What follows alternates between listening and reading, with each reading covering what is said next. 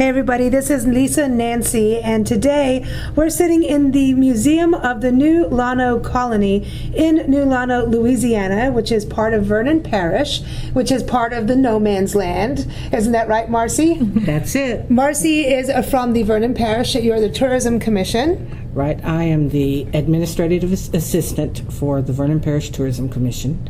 So we do things that are related to tourism, and we promote tourism in Vernon Parish in different ways throughout the area, throughout the state, throughout the world. Well, and a lot of people come to your office, which is in that beautiful, it's a over 100-year-old courthouse building. It is. It's started in 1909, finished in 1911. It is the historic courthouse, Vernon Parish Courthouse. It's the big white, beautiful building that we have downtown. It's beautiful downtown as well, and so a lot of people come here because of Fort Polk. Yes, they do. We have not only the people who come to train, the military themselves, okay, the U.S. Army, and those men and women, those soldiers come and stay for their tour of duty at Fort Polk, and then, of course, they get transferred, and there's a whole new group that comes in. But Fort Polk is also the home of JRTC, the Joint Readiness Training Command, and their job is to train soldiers for the hot spots all over the world. Oh, wow. Okay, so, and they train not just U.S. forces, but forces from all over the world. Wow. All sorts of military who come in for anywhere from a couple of weeks to several months worth of training in certain locations around Fort Polk. Wow. This is interesting. We also are sitting with Mary Ann Fussell, who's, did I say that wrong now? Oh, no, you did wonderfully. I'm getting there. I'm telling you, Louisiana has its own language, okay? It does. And it changes no matter where you go. Well, our language is a mix. You know, we have Indian, we have American, okay? But we also have French, we have Spanish. Around here, you will hear Korean and Vietnamese quite a bit. You'll hear German because we've been a big melting pot in this area. And the colony here, you're the manager of the museum. This colony is a melting pot of European, people that came here. But actually, this colony started in California, right? So we're going back to our roots, which is LA, way back in the day when we were born. Yes. In California. I know, but it's interesting. So outside of LA and Antelope Valley, which is famous for its poppies in the spring, out in the desert, in the high desert. But who started this colony? It was Job Harriman, and he was a socialist politician and a lawyer from Los Angeles. Well, he grew up in Indiana, but he had moved to Los Angeles and practiced. Is practice the right word? Yes, practice. Because they have to keep practicing in Los Angeles. But he established the first colony in 1914 in the Antelope Valley, and of course after the first 3 years they had grown so large there wasn't enough water, so they had to find a new location, and this is where they came. And there's a lot of water here. Yes, plenty of water. That's a funny location to pick in the first place, Antelope Valley, because that's really hot. Well, it's cost effective. I sort of thought that as well, but I don't really know why they chose that location. Possibly it was just easy. Or it was cheap. just available. It might be cheap. Yeah, Because they had to envial the land. And that's where most of them lived, the ones who were starting it. So did he also run for president? he ran for vice president of the United States, yes. Wow. Governor of California, mayor of Los Angeles. He actually almost won one of his campaigns for mayor. Wow. But in the last minute, he had problems that came up and he lost.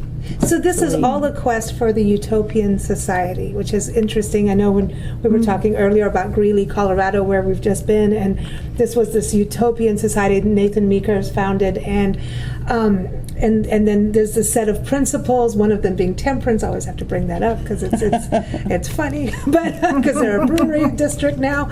But here, you've also got on the wall, here's the big list of principles. So I want to dig in because you're saying there's a book here by Frank Bellamy. So maybe he started this utopian society idea? I did say Frank Bellamy, but it's Edward Bellamy. Oh, Edward Bellamy. Okay.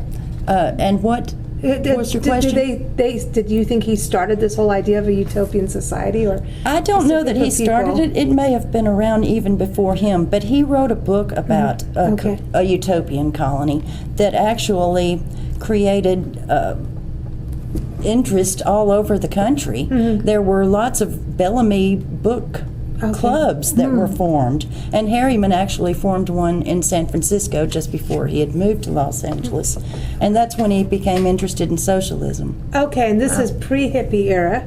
Yeah, okay, this is, I would say so. That's pre-hippie era. But for women, that was a very interesting thing. The women, when we were walking around in the museum here, there's little pamphlets and little books, but written by all. It's got to be the members of the colony that wrote them? Some were outsiders, and they were in support of freedom for women. We could get out of the kitchen. Of life, yes.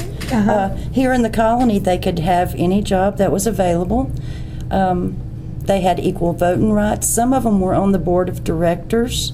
That's pretty good. See, as a woman, you may want to go. Like, could you be a single woman and that be okay? Because yes, definitely. That's an unusual thing.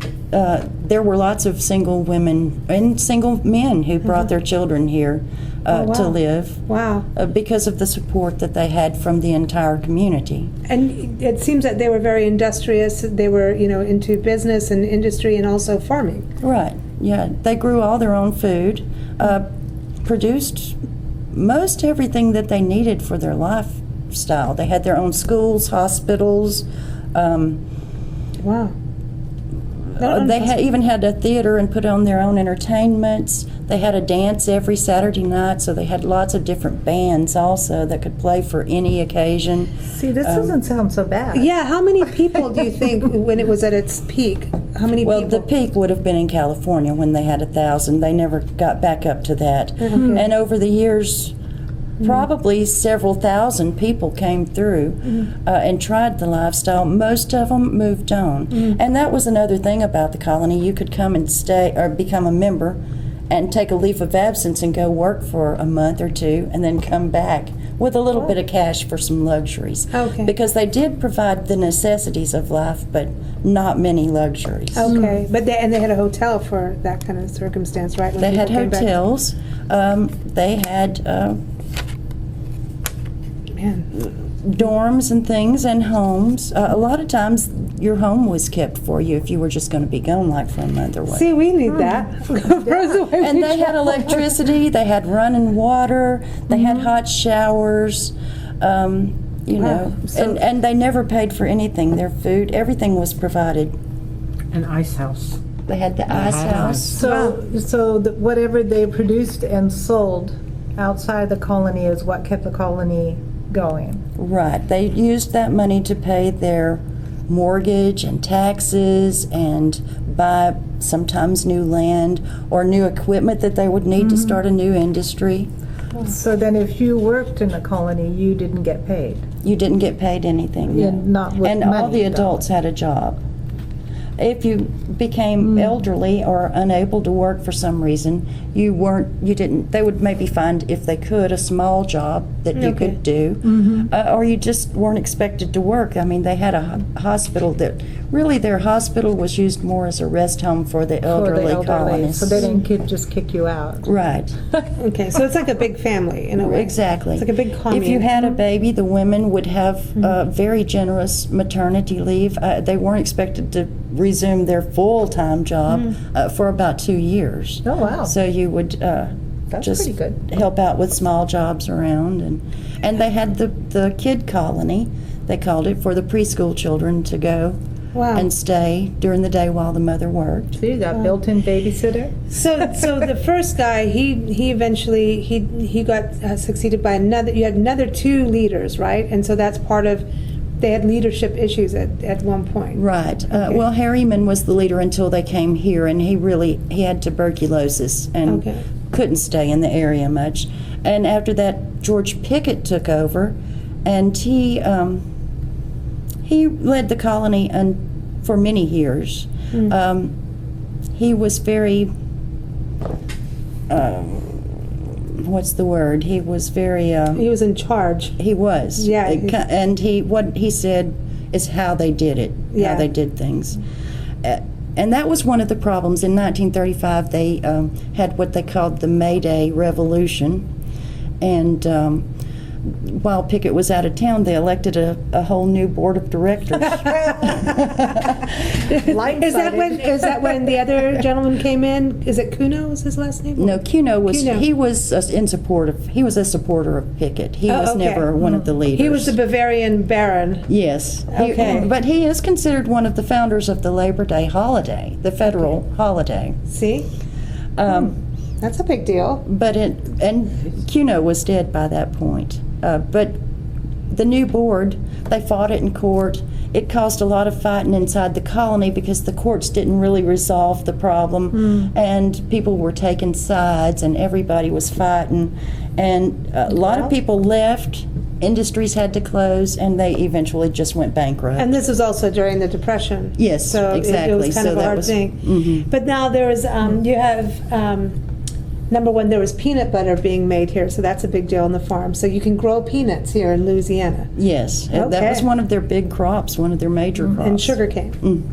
Well, sugarcane they grew mostly for their own use. Oh, It was okay. not something they grew to sell. But peanut butter is a big deal. And then later there was wine, and that was a science. No, that was the chemist after guy, the, right? No. Oh, okay, this is after. I just want to get to the That wine. was after the colony had collapsed and Okay. the property had been sold, and just one of the former colonists Oh. made the wine from the young berries Okay. that had been brought here by the colony. Okay, all right. And then who was the chemist? There was a chemist that There was did a some good chemist, things? Peter Glavenschiff. He was from Bavaria. He did lots of things while he was here. He made paint from the clay on the property. He made fertilizer and pesticides and artificial flavorings and all Wow. sorts of things. Wow. He made here. Apparently your clay, Marcy, we met the gentleman who runs the art gallery downtown. Right, Tony McDonald. Yeah, and he was talking about how they have somebody here and they're out in the Kisatchie Forest digging up clay to make pots. Not in the National Forest, no, but on other land. See, this is why we have people here with us. I'm hearing the sirens right now. I know, Yeah, no, not digging up in the National Forest. Oh, okay. But yes, they were out this morning digging up clay. There is a professor at Northwestern in Natchitoches Oh, okay. who is also a potter, and he is working with the clay from here. And it does pretty. fire nicely, but it's very delicate. So they're working with setting all that up. So this area is a clay haven. A lot of it is clay, I would say, yes. That's interesting. Go down a couple of inches and you will probably hit clay. So this was the colony. So now, what would you say? Because we just drove right in New Llano Colony. This is now a functioning town. It Right. continues on. The property but with was sold to individuals who just bid. It was just auctioned off. Yeah. And they just became a normal little town. And I have to ask this because Holly Hansen will come after us if we don't. She's our family history expert. She's going to ask first thing, do people come here to follow their family history? Oh, yes, we get a lot of descendants of the colonists who come here. Sometimes just to hear the story and to learn how their family had lived, And this is going to people from Europe? Do they ever connect with Well, you? we had one group come from Paris. They were not related to the colony, but they were just doing some research because they were going to build their own community in Paris. Okay, Wow. they need good leadership. So the colony really didn't have anything to do with religion. You could be whatever Absolutely religion. not. Yeah, They had They people make that of all clear. religions, and that was absolutely not even considered. And they had no church buildings, although there were individual people who did have. Maybe held service. Yeah. What does Llano mean? I think it means plains. It's Yeah. a Spanish Yeah, I was word. thinking Llano it, is how yeah. they pronounced Yeah, it. New Llano. Okay, Llano. And their town in California was called Llano, California. Okay. Oh, maybe and they that's moved it. here, and it's called New Llano. Oh, They- how Okay, that works. see. They had All right. changed. So everybody, the website is newllanocolony.com. So that's LLANO, newllanocolony.com. Thank you so much. Yeah, awesome.